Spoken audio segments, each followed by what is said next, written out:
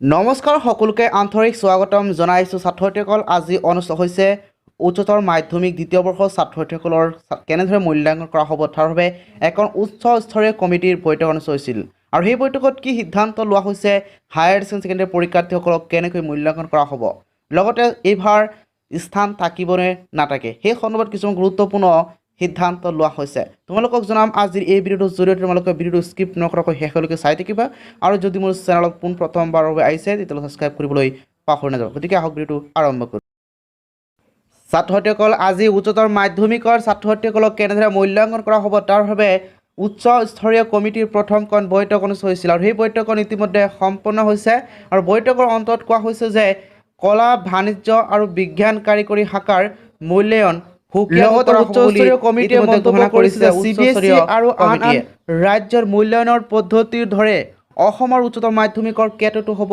মূল্যায়ন আলোচনাৰ কিছু প্ৰয়োজন আছে এতিয়াও সিদ্ধান্তত উপনীত হ'ব পৰা নাই বুলি